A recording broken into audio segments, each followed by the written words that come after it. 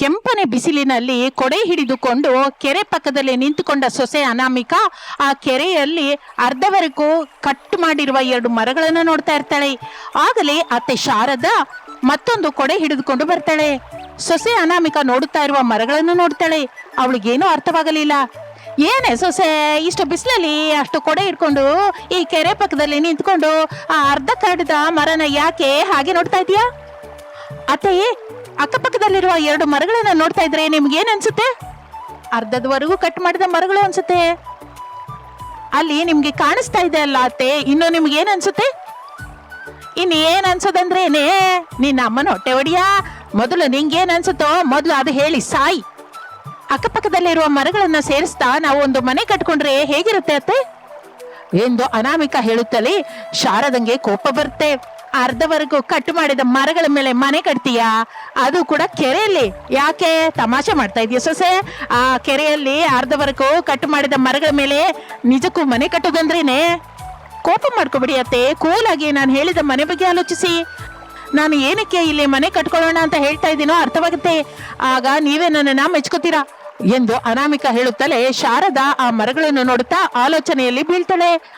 ಜಗಲಿ ಮೇಲೆ ಪ್ರಸಾದ್ ಕೂತ್ಕೊಂಡು ಬೀಸಣಿಗೆಯಿಂದ ಬೀಸ್ಕೊತಾ ಇರುವಾಗ ರಮೇಶ್ ಬರ್ತಾನೆ. ಅಪ್ಪ, ಈ ಅತ್ತೆ ಸೊಸರು ಎಲ್ಲಿಗೆ ಹೋಗಿದ್ದಾರೆ? ಎಷ್ಟು ಕರೆದ್ರು ಮಾತಾಡ್ತಾ ಇಲ್ಲ.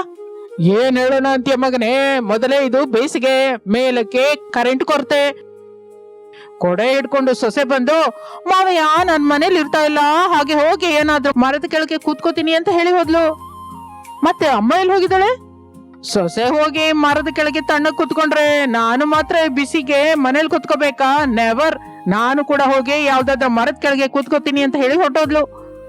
ಇಬ್ಬರಿಗೂ ಇಬ್ರು ಸರಿ ಹೋದ್ರಪ್ಪ. ಹಾಗೆ ಆಗುತ್ತೆ ಅವ್ರ ಕತೆ. ಈಗ ನಮ್ ಪರಿಸ್ಥಿತಿ ಏನಪ್ಪಾ? ಏನಿದೆ ಮಗನೇ, ನೀನೊಂದು ಕೊಡೆ ಹಿಡ್ಕೊಂಡು ಹೋಗು, ನಾನೊಂದು ಕೊಡೆ ಹಿಡ್ಕೊಂಡು ಬರ್ತೀನಿ. ಎಲ್ಲಿ ಮರಗಳು ಕಾಣಿಸಿದ್ರೆ ಅಲ್ಲಿ ಕೂತ್ಕೊಳ್ಳೋಣ. ಸಾಯಂಕಾಲ ವಾತಾವರಣ ತಣ್ಣಗಾದ ಮೇಲೆ ಮನೆಗ್ ಬರೋಣ. ನಾನನ್ನೋದು ಮರದ ಬಗ್ಗೆ ಅಲ್ಲಪ್ಪ, ಊಟದ ಬಗ್ಗೆ. ಏನ್ ತಿನ್ನೋಣ? ಇಬ್ರು ಅಡಿಗೆ ಮಾಡಿದ ಹಾಗಿಲ್ಲ, ನನ್ಗೇನು ಹಸುವೆ ಆಗ್ತಾ ಇದೆ. ಓಹೋ, ನೀನು ಅಡಿಗೆ ಬಗ್ಗೆ ಕೇಳ್ತಾ ಇದೀಯಾ? ನಮ್ಮನೆ ಅತ್ತೆ ಸೊಸೆರ ಬಗ್ಗೆ ನಿಂಗೆ ಗೊತ್ತಿದ್ದೆ ಅಲ್ವಾ?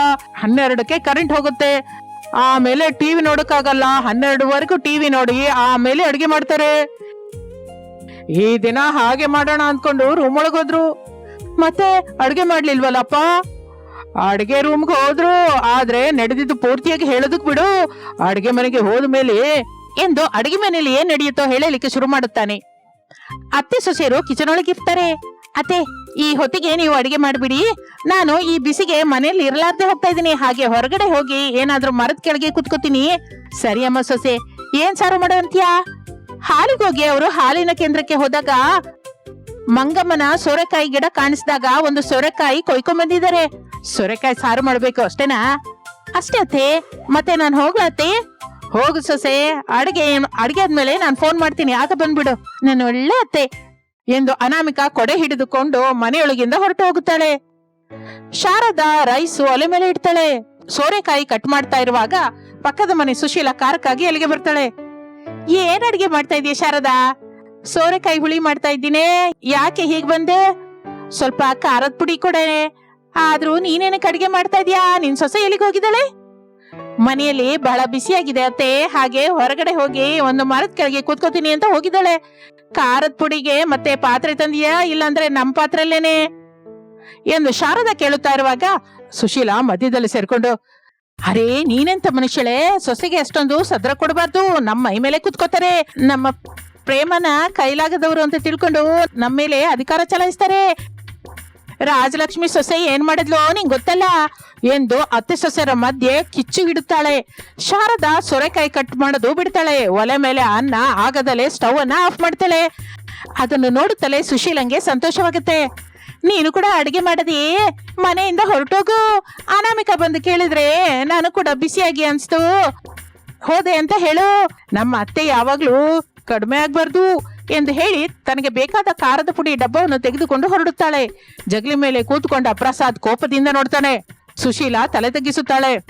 ಏನಮ್ಮ ಸುಶೀಲಾ, ಒಂದು ಕೆಟ್ಟ ಕೋತಿ ವನವನ್ನೆಲ್ಲ ಹಾಳು ಮಾಡ್ತು ಅನ್ನೋ ಗಾದೆ ಗೊತ್ತಾ ನಿಂಗೆ ಎಂದು ಕೇಳುತ್ತಾನೆ. ಸುಶೀಲಾ ಏನೋ ಮಾತನಾಡದೆ ಚಕಚಕ ಹೊರಟು ಹೋಗುತ್ತಾಳೆ. ಇಷ್ಟದಲ್ಲಿ ಶಾರದಾ ಕೂಡ ಕೊಡೆ ಹಿಡಿದುಕೊಂಡು ಹೊರಗೆ ಹೊರಟು ಹೋಗುತ್ತಾಳೆ. ಹೀಗೆ ಪ್ರಸಾದ್ ಅಡಿಗೆ ಮನೆಯಲ್ಲಿ ಏನ್ ನಡೆಯುತ್ತೋ ಅಂತ ಹೇಳುವುದನ್ನ ಪೂರ್ತಿ ಮಾಡುತ್ತಾನೆ. ಅದೇಪ್ಪ ನಡೆದಿದ್ದು. ಈಗ ನಾವು ಮಾತಾಡ್ಕೊಳ್ಳೋದೇನಿದೆಪ್ಪ, ಮಡಕೆಲಿರೋ ತಣ್ಣನೆ ನೀರು ಕುಡಿದು ಬೀಸಣಿಗೆಯಿಂದ ಬೀಸ್ಕೊಂಡು ಮಲಗ್ಬೇಕು ಅಷ್ಟೇನಾ? ಮಗನೇ, ನಿಜ ಹೇಳ್ಬೇಕು ಅಂದ್ರೆ ನನಗ್ ಕೂಡ ಮನೆ ಹತ್ರ ಇರೋದು ಸ್ವಲ್ಪನೂ ಇಷ್ಟವಿಲ್ಲ. ಹೋಗಿ ಯಾವ್ದಾದ್ರು ಮರದ ಕೆಳಗೆ ಕೂತ್ಕೊಂಡ್ರೆ ಚೆನ್ನಾಗಿದೆ ಅನ್ಸುತ್ತೆ. ಅಂದ್ರೆ ಮನೆಗ್ ಬೀಗ ಹಾಕಪ್ಪ, ನಾವು ಕೂಡ ಹೋಗೋಣ ಬನ್ನಿ. ಅತ್ತೆ ಸೊಸೆಯರು ಬಂದ ಮೇಲೆ ಅವರೇ ನಮಗೆ ಫೋನ್ ಮಾಡ್ತಾರೆ, ಆಗ ನಾವು ಬರೋಣ. ಹಾಗೆ ಮಗನೇ, ಮನೆಯಲ್ಲಿರೋ ಕೊಡೆ ತಗೊಂಬ. ಮಳೆಗಾಲದಲ್ಲಿ ನಾವು 4ವರೆಗೂ ಉಪಯೋಗಕ್ಕೆ ಬರುತ್ತೆ ಅಂತ 4 ಕೊಡೆ ಕೊಂಡ್ಕೊಂಡಿದ್ವಲ್ಲ, ಅದು ಈಗ ಬಿಸಿಲಿಗೆ ಉಪಯೋಗಕ್ಕೆ ಬರುತ್ತೆ.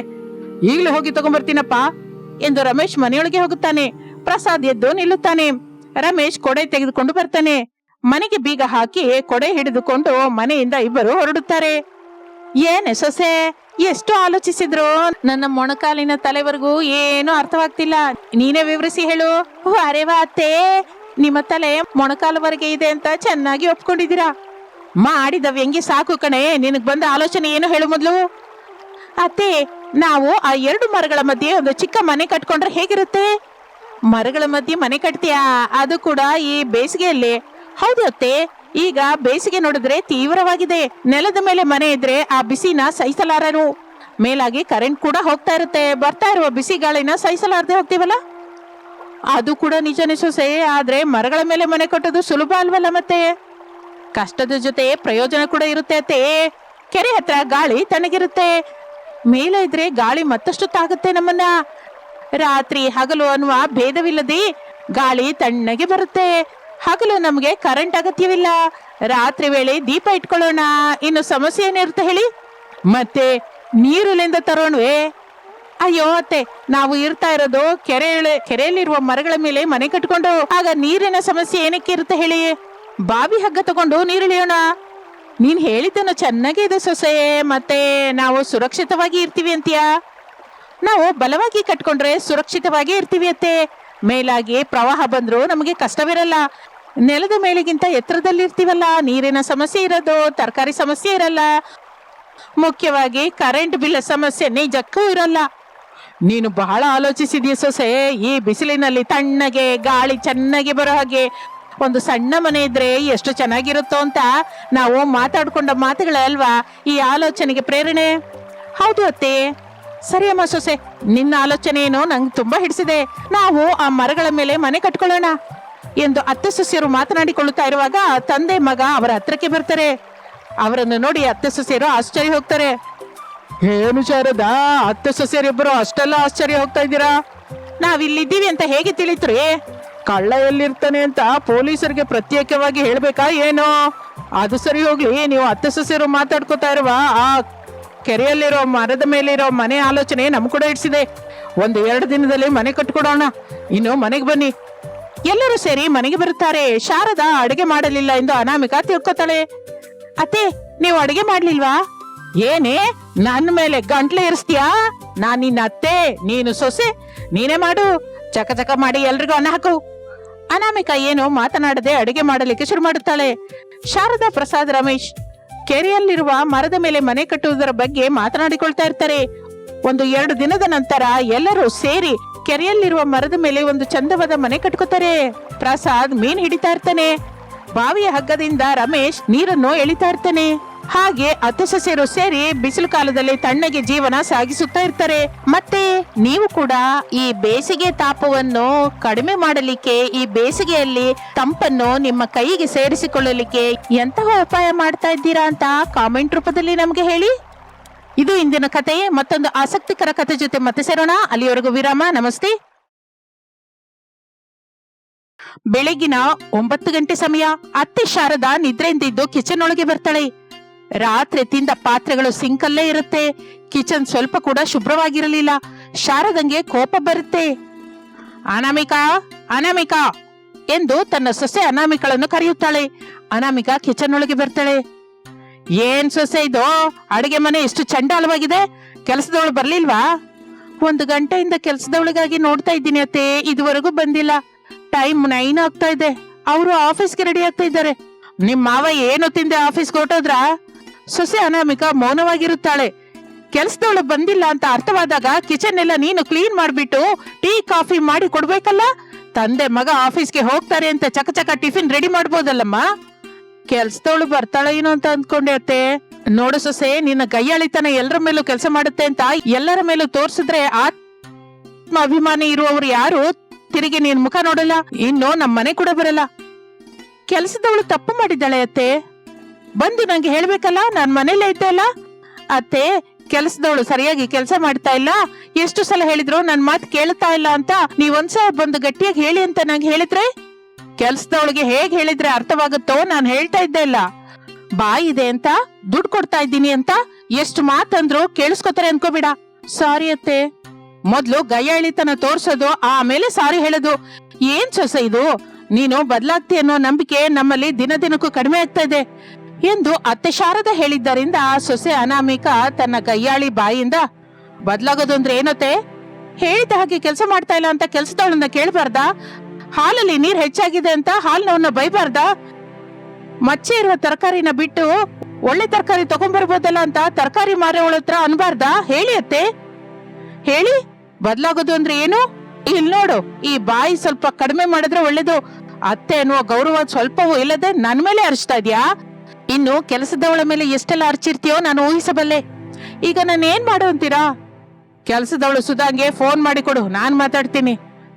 ಸರಿ ಅತ್ತೆ ಎಂದು ಅನಾಮಿಕಾ ಕೆಲಸದವಳು ಸುಧಾಗೆ ಫೋನ್ ಮಾಡಿ ಕೊಡುತ್ತಾಳೆ. ಹಲೋ ಸುಧಾ. ಹೇಳಿ ಅಮ್ಮನವ್ರೆ, ನಾನು ನಿಮ್ಮ ಹತ್ರ ಕೆಲಸ ಬಿಡ್ತಾ ಇದ್ದೀನಿ. ಇದ್ದಕ್ಕಿದ್ದ ಹಾಗೆ ಕೆಲಸ ಬಿಡ್ತೀನಿ ಅಂದ್ರೆ ಹೇಗಮ್ಮ ಸುಧಾ? ಇಷ್ಟೇನಾ ನೀನ್ ನನ್ನನ್ನು ಅರ್ಥ ಮಾಡ್ಕೊಂಡಿದ್ದು? ತಾವು ಒಳ್ಳೆಯವರು, ನಿಮ್ಮ ಹತ್ರ ಕೆಲಸ ಬಿಡ್ಬೇಕು ಅಂದ್ರೆ ಮನಸ್ಸು ಬರ್ತಾ ಇಲ್ಲ. ಆದ್ರೆ ತಮ್ಮ ಗೈಯಾಳಿ ಸೊಸೆ ನೋಡ್ತಾ ಇದ್ರೆ ಭಯವಾಗುತ್ತಮ್ಮ, ಆಕೆ ಬದಲಾಗುತ್ತೆ ಅಂತ ನಾವೆಲ್ಲ ಎಂದು ಸುಧಾ ಹೇಳುತ್ತಾ ಇರುವಾಗ ಶಾರದಾ ಮಧ್ಯದಲ್ಲೇ ಸೇರ್ಕೊಂಡು, ಇನ್ನು ಮೇಲಿಂದ ಹಾಗೆ ನಡೆಯಲ್ಲಮ್ಮ ಸುಧಾ, ಕೆಲ್ಸಕ್ಕೆ ಬಾ, ನಾನಿದ್ದೀನಲ್ಲ. ಬಿಟ್ಬಿಟ್ಟಿದ್ದೀನಿ ಅಮ್ಮನವ್ರೆ, ನಾನ್ ಬರಲ್ಲ ಎಂದು ಸುಧಾ ಫೋನ್ ಇಡುತ್ತಾಳೆ. ಏನಾಯ್ತು ಅತ್ತೆ? ಸುಧಾ ಕೆಲ್ಸಕ್ಕೆ ಬರಲ್ಲ ಅಂತ ಹೇಳಿದಾಳೆ ಸೊಸೆ. ಇನ್ನು ನೀನೆ ಮನೆ ಕೆಲಸ ಅಡಿಗೆ ಕೆಲಸ ಮಾಡ್ಕೋ, ತಪ್ಪಲ್ಲ ನಮಗೆ. ಅತ್ತೆ, ಎಲ್ಲ ಕೆಲಸ ಮಾಡ್ಬೇಕು ಅಂದ್ರೆ ನನ್ನಿಂದ ಹೇಗಾಗುತ್ತೆ ಹೇಳಿ? ಇದೆಲ್ಲ ಗೈಯಾಳಿ ಬಾಯಿಂದ ಅರಿಸ್ತಾ ಇರ್ಬೇಕಾದ್ರೆ ನಿಂಗೆ ನೆನ್ಪಿಗ್ ಬರ್ಲಿಲ್ವಾ? ಕ್ಷಮಿಸಿ ಅಂತ ಕೇಳ್ತಾ ಇದ್ದೀನಲ್ಲ ಅತ್ತೆ. ಈಗ ನಾನೇನು ಮಾಡಕ್ಕಾಗಲ್ಲ, ಕೆಲ್ಸ ಶುರು ಮಾಡು, ತಪ್ಪಲ್ಲ ಎಂದು ಹೊರಟು ಹೋಗುತ್ತಾಳೆ ಶಾರದಾ.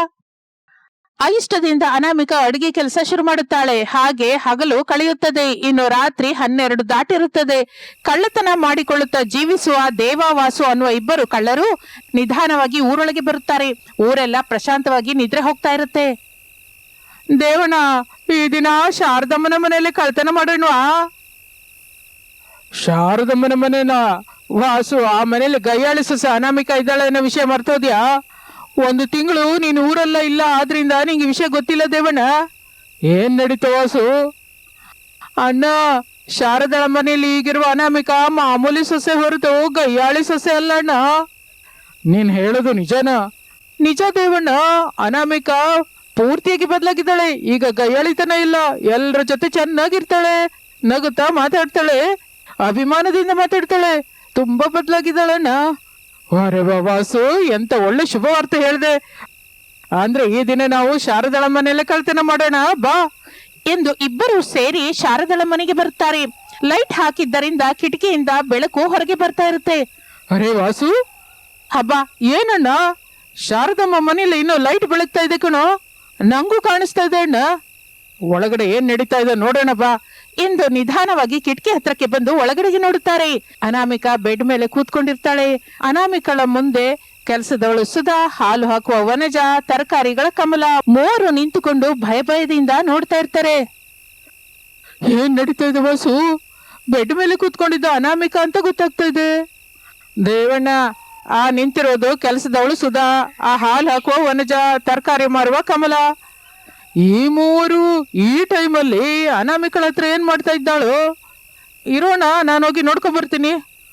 ಹಾಕಿದ ಜೋಕು ಸಾಕು, ಅಲ್ಲೇನ್ ನಡೀತೋ ನೋಡು ಎಂದು ಅವರಿಬ್ಬರು ಆ ಕಡೆಯೇ ನೋಡ್ತಾ ಇರ್ತಾರೆ. ನೀವು ಮೂವರು ನಮ್ಮ ಅತ್ತೆಗೆ ಏನಂದಿದ್ದೀರೋ ಹೇಳಿ, ಏನಂದಿದ್ದೀರಾ? ನಿಮ್ಮ ಸೊಸೆಗೆ ಇನ್ನು ಗೈಯಾಳಿತನ ಹೋಗಿಲ್ಲ ಅಂತ ನಾನು ಅಂದೆ ಅಮ್ಮನವ್ರೆ ಎಂದು ಸುಧಾ ಹೇಳುತ್ತಲೇ ಅನಾಮಿಕಾ ಗೈಯಾಳಿಗೆ ಗಟ್ಟಿಯಾಗಿ, ಏನಂದೆ? ನನ್ನಲ್ಲಿ ಗೈಯಾಳಿತನ ಇನ್ನೂ ಹೋಗಿಲ್ವಾ? ನಿನಗೆ ಇಷ್ಟ ಬಂದ ಹಾಗೆ ಕೆಲಸ ಮಾಡಿದ್ರೆ ವಾವ್ ಸುಧಾ, ಸೂಪರ್ ಆಗಿ ಮಾಡಿದೆ ಅಂತ ಮೆಚ್ಕೊಂಡ್ರೆ ನನ್ಗೆ ಗೈಯಾಳಿತನ ಹೋದಾಗ ನಾನು ಹೇಳಿದ ಕೆಲಸ ಏನೋ, ನೀನ್ ಮಾಡಿದ ಕೆಲಸ ಏನು ಅಂತ ಕೇಳಿದ್ರೆ ಗೈಯಾಳಿತನ ಇದ್ದಾಗ ಹೇಳು ಎಂದು ಅರಚುತ್ತಾಳೆ ಅನಾಮಿಕಾ.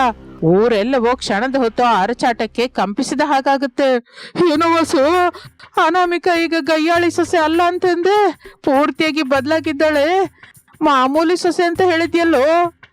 ದೇವಣ್ಣ ಪ್ರೇಮದಿಂದ ಮಾತಾಡ್ತಾ ಇದ್ರು, ಗಂಗಳಿಗೆ ಚಂದ್ರಮುಖಿ ಮತ್ತೆ ಬರ್ತಾಳಂತ ಯಾರಾದ್ರೂ ಅಂದ್ಕೊಂಡ್ರ ಹೇಳಣ್ಣ. ಆದ್ರೆ ಚಂದ್ರಮುಖಿ ತಿರುಗಿ ಬಂದಿದ್ಯಲ್ಲ ವಾಸು, ತಪ್ಪು ನಂದೇಣ್ಣ. ವಾಸು, ಈ ದಿನ ಕಳ್ತನವೇನು ಬೇಡ ಕಣೋ, ಮನೆಯೊಳಗೆ ಹೋಗೋಣ. ಮತ್ತೊಂದು ಸಲ ಗಯ್ಯಾಳಿ ಅನಾಮಿಕೆ ಗಟ್ಟಿಯಾಗಿ ಅರಚಿದ್ಲು ಅಂದ್ರೆ ಊರೆಲ್ಲ ಹೇಳುತ್ತೆ, ನಾವು ಸಿಕ್ಕಾಕೋತೀವಿ. ಸರಿ ದೇವಣ್ಣ, ನೀನ್ ಹೇಳ್ದಾಗೆ ಕಳ್ತನ ಬೇಡ, ಏನು ಬೇಡ. ಆದ್ರೆ ಇಲ್ಲಿ ಗಯ್ಯಾಳಿ ಸೊಸೆ ಅನಾಮಿಕ ಏನ್ ಮಾಡ್ತಾಳೋ ನೋಡೋಣ ಎಂದು ಇಬ್ಬರು ಮಾತನಾಡಿಕೊಂಡು ನೋಡ್ತಾ ಇರ್ತಾರೆ. ಸುಧಾ, ವನಜ, ಕಮಲ ಭಯದಿಂದ ನೋಡ್ತಾ ಇರ್ತಾರೆ. ದಿನವೂ ನಮಗೆ ಹಾಲು ಹಾಕುವ ವನಜ ಹಾಲು ಕಡಿಮೆ ನೀರು ಹೆಚ್ಚಾಗಿ ಇದೆ ಅಂತ ಕೇಳಿದ್ದಕ್ಕೆ ಶಾರದಾ ಅವರ ಸೊಸೆಗೆ ಗಯ್ಯಾಳಿತನ ಮತ್ತಷ್ಟು ಹೆಚ್ಚಾಗಿದೆ ಅಂತ ಊರೆಲ್ಲ ಹೇಳ್ತೀಯ ವನಜ? ನಾನ್ ಹಾಗೆ ಹೇಳಿಲ್ಲ ಅಮ್ಮನವ್ರೆ. ಈಗ ಮಾತ್ರ ಅಮ್ಮನವ್ರೆ ಅಂತೀಯ, ಹೊರಗೆ ಮಾತ್ರ ಗಯ್ಯಾಳಿ ಸೊಸೆ ಅಂತ ಹೇಳ್ತಾ ಇರ್ತೀರಾ. ಊರೆಲ್ಲ ಅದೇ ನಿಜ ಅಂದ್ಕೊಂಡು ನಾನು ಬದಲಾಗಿದ್ದೀನಿ ಅಂತ ಎಷ್ಟು ಹೇಳಿದ್ರು ನಂಬ್ತಾ ಇಲ್ಲ, ಕೇಳ್ತಾ ಇಲ್ಲ. ಕ್ಷಮಿಸ್ಬಿಡಿ ಅಮ್ಮನವ್ರೆ. ಯಾಕೆ ಸುಧಾ, ತಪ್ಪು ನೀವು ಮಾಡ್ತೀರಾ. ಇದು ತಪ್ಪು ಅಂತ ಹೇಳಿದ್ದಕ್ಕೆ ನನ್ನನ್ನ ಗಯ್ಯಾಳಿ ಸೊಸೆಯಾಗಿ ಮಾಡ್ತಾ ಇದ್ದೀರಾ. ನೀನು ಹೇಳು ಕಮಲ, ಹಾಳಾದ ಕೊಳಕಾದ ತರಕಾರಿನ ನೀನು ನಿನ್ ಮಕ್ಕಳಿಗಾದ್ರೂ ಕೊಡ್ತೀಯಾ? ಕಮಲ ಏನು ಮಾತನಾಡಲಿಲ್ಲ. ಸುಧಾ, ನೀನಾದ್ರೂ ಹೇಳು. ಮನೆ ಗುಡಿಸಿದ ಮೇಲೆ ಕೈ ವಾಶ್ ಮಾಡ್ಕೊಳ್ಳೋದೆ ಹಾಗೆ ಬಂದು ಅಡ್ಗೆ ಮಾಡ್ತೀಯಾ? ಸುಧಾ ಕೂಡ ಏನು ಮಾತನಾಡಲಿಲ್ಲ. ಅಮ್ಮನವ್ರೆ, ನಾನು ನಿಜ ಹೇಳ್ತಾ ಇದ್ದೀನಿ. ನಿಮ್ ಜೊತೆ ಊರೆಲ್ಲ ಹಾಕ್ತಾ ಇರುವ ಹಾಲನ್ನು ಮಾತ್ರ ನನ್ನ ಮಕ್ಕಳ ಕೈಯಲ್ಲಿ ಕುಡ್ಸಲ್ಲಮ್ಮ. ಮನೆ ಹತ್ರ ಮಾತ್ರ ಸ್ವಚ್ಛವಾದ ಎಮ್ಮೆ ಹಾಲೆ ಹಿಂಡಿ ನನ್ನ ಮಕ್ಕಳಿಗೆ ಕೊಡ್ತೀನಿ. ನಾನು ಮಾಡುವ ಹಾಲಿನ ವ್ಯಾಪಾರ ತಪ್ಪೆ, ನಿಮ್ಮ ಬಗ್ಗೆ ಹಾಗೆ ಹೇಳೋದು ತಪ್ಪೆ. ಈ ಎರಡು ತಪ್ಪನ್ನು ಕ್ಷಮಿಸ್ಬಿಡಿ, ನನ್ನನ್ನು ಕೂಡ ಕ್ಷಮಿಸ್ಬಿಡಿ ಅಮ್ಮನವ್ರೆ. ನೀವು ಮಾಡ್ತಾ ಇರುವ ಕೆಲಸದ ಬಗ್ಗೆ ಎಲ್ರಿಗೂ ಗೊತ್ತು, ಆದ್ರೂ ಯಾರು ಬಾಯಿ ಬಿಡೋದಿಲ್ಲ. ಒಳ್ಳೆ ಹೇಳುವ ನನ್ನ ಬಾಯಿ ಮಾತ್ರನೇ ಎಲ್ಲರಿಗೂ ಗಯ್ಯಾಳಿ ಹಾಗೆ ಕಾಣಿಸುತ್ತೆ. ನನ್ನ ಮಾತು ಕುಟ್ಟಿದ ಹಾಗೆ ಕೇಳಿಸುತ್ತೆ. ಛೇ, ಎಷ್ಟು ಒಳ್ಳೆಯವಳಾಗಿ ಇರ್ಬೇಕು ಅಂತ ನೋಡಿದ್ರು ನನ್ನನ್ನು ಗಯ್ಯಾಳಿ ಸೊಸೆಯಾಗಿ ಮಾಡ್ತಾ ಇದ್ದೀರಲ್ಲ ಎಂದು ಅನಾಮಿಕ ದುಃಖದಿಂದ ಕಣ್ಣೀರು ಹಾಕುತ್ತಾಳೆ. ಸುಧಂಗೆ, ವನಜಂಗೆ, ಕಮಲಂಗೆ ತುಂಬಾ ದುಃಖವೆನಿಸುತ್ತೆ. ತಮ್ಮ ತಪ್ಪನ್ನು ತಿಳಿದುಕೊಂಡು ಕ್ಷಮಿಸುವಂತ ಬೇಡ್ಕೋತಾರೆ. ಸರಿ ಸರಿ, ಇನ್ನು ಮನೆಗೆ ಹೋಗಿ ಎಂದು ಅನಾಮಿಕ ಹೇಳುತ್ತಲೇ ಸುಧಾ, ವನಜ, ಕಮಲ ಹೊರಟು ಹೋಗುತ್ತಾರೆ. ದೇವವಾಸು ಅಲ್ಲಿಂದ ಹೊರಟು, ಅರೇ ಏನೇನಾದ್ರು ಗಯ್ಯಾಳಿ ಸೊಸೆ ಗ್ರೇಟ್ ಕಣೋ. ಮಾಮೂಲಿ ಗ್ರೇಟ್ ಅಲ್ಲಣ್ಣ, ಬಹಳ ಗ್ರೇಟು. ಅವರ ತಪ್ಪನ್ನು ಸರಿತಿದ್ದಿದ್ಲು, ಒಳ್ಳೆಯವರಾಗಿ ಬದಲಾಯಿಸಿದ್ಲು. ನನಗೆ ತಿಳಿದ ಹಾಗೆ ಅವ್ರನ್ನ ಯಾವತ್ತೂ ತಪ್ಪು ಮಾಡಲ್ಲ ಎಂದು ಮಾತನಾಡಿಕೊಂಡು ಅವರ ಮನೆ ಕಡೆ ಹೋಗ್ತಾ ಇರ್ತಾರೆ. ಇನ್ನು ಮಾರನೇ ದಿನ, ಏನ್ ಸೊಸೆ, ರಾತ್ರಿ ನಾನು ಹೇಳಿದ ಹಾಗೆ ಮಾಡಿದ್ಯಾ? ಮಾಡಿದ್ದೀನಿ ಅತ್ತೆ, ಇನ್ನು ಯಾವತ್ತೂ ಅವರು ತಪ್ಪು ಮಾಡಲ್ಲ. ನನ್ ಬಗ್ಗೆ ಕೂಡ ಹೊರಗಡೆ ಯಾರಿಗೂ ಕೆಟ್ಟದಾಗಿ ಹೇಳಲ್ಲ. ಎಲ್ಲ ಮೇಲೆ ಗಯ್ಯಾಳಿ ಸೊಸೆ ಅನಾಮಿಕ ಅನ್ನುವ ನಿನ್ನ ಹೆಸರನ್ನ ಕಳೆದುಕೊಳ್ಳುವ ಪ್ಲಾನ್ ಮಾಡಿದ್ಯಾ. ತುಂಬಾ ಸಂತೋಷ. ಎಲ್ಲ ನೀವು ಹೇಳಿದ್ದೆ ಅಲ್ವತ್ತೆ ನಾನು ಮಾಡಿದ್ದು ಎಂದು ಅನಾಮಿಕ ಅತ್ತೆಯ ಮನೆಯಲ್ಲಿ ಸಂತೋಷದಿಂದ ಇರುತ್ತಾಳೆ. ಆ ದಿನದಿಂದ ಸುಧಾ ಚೆನ್ನಾಗಿ ಕೆಲಸ ಮಾಡ್ತಾಳೆ. ವನಜ ಹಾಲು ಕೊಡುವ ಎಮ್ಮೆಯನ್ನು ತಂದು ಅನಾಮಿಕ ನೋಡುತ್ತಾ ಇರುವಾಗಲೇ ಹಾಲು ಹಿಂಡಿ ಕೊಡುತ್ತಾಳೆ. ಇನ್ನು ಕಮಲ ಕೂಡ ಚೆನ್ನಾಗಿರುವ ತರಕಾರಿ ತಂದು ಕೊಡ್ತಾ ಇರ್ತಾಳೆ. ಅದರಿಂದ ಅವರ ಮೂವರ ಜೀವನವು ಬಹಳ ಸಂತೋಷದಿಂದ ಮುಂದಕ್ಕೆ ಸಾಗ್ತಾ ಇರುತ್ತೆ. ಇದು ಇಂದಿನ ಕತೆ. ಮತ್ತೊಂದು ಆಸಕ್ತಿಕರ ಕತೆ ಜೊತೆ ಮತ್ತೆ ಸೇರೋಣ. ಅಲ್ಲಿವರೆಗೂ ವಿರಾಮ. ನಮಸ್ತೆ.